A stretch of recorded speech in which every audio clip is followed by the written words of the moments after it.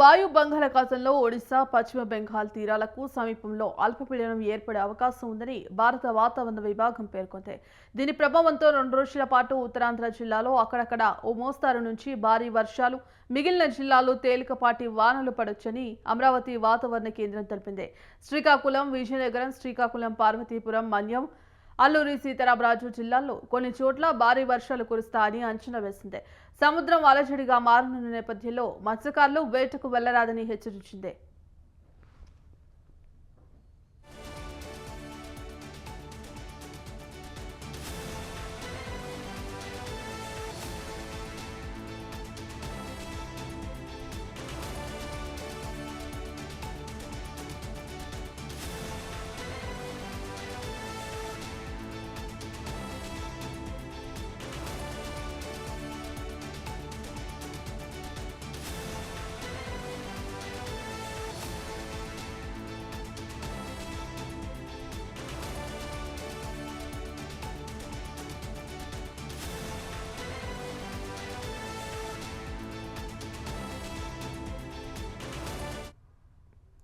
వాయు బంగాళాఖాతంలో ఒడిశా పశ్చిమ బెంగాల్ తీరాలకు సమీపంలో అల్పపీడనం ఏర్పడే అవకాశం ఉందని భారత వాతావరణ విభాగం పేర్కొంది.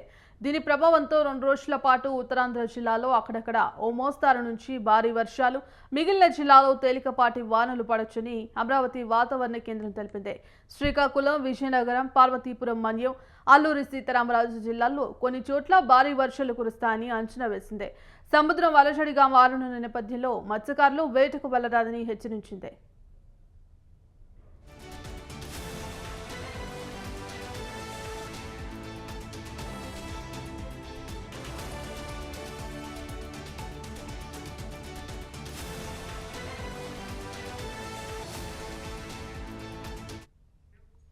ఇక ఇందుకు సంబంధించి కంప్లీట్ అప్డేట్స్ మా కరెస్పాండెంట్ రాంబాబు అందిస్తారు. రాంబాబు,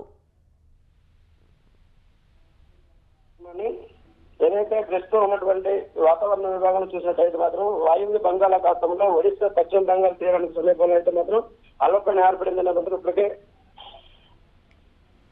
వాతావరణ శాఖ పేర్కొన్నటువంటి పరిస్థితి ఉంది. దీని ప్రభావంతో అయితే మరో 2 రోజుల పాటు ఉత్తరాంధ్ర జిల్లాల్లో అక్కడక్కడ మోస్తారు వర్షాలు నుంచి భారీ వర్షాలు కురిసే అవకాశం ఉందని తెలుస్తుంది.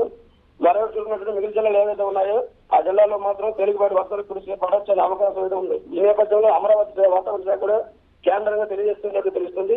మరోవైపు చూస్తున్నట్లయితే శ్రీకాకుళం, విజయనగరం, పార్వతీపురం, మన్యం జిల్లా, అల్లూరు సీతారామరాజు చూసుకున్నట్లయితే మరికొన్ని చోట్ల భారీ నుంచి అతి భారీ వర్షాలు కురిసే అవకాశం ఉందనే మాత్రం వాతావరణ శాఖ అంచనా వేస్తుందని తెలుస్తుంది.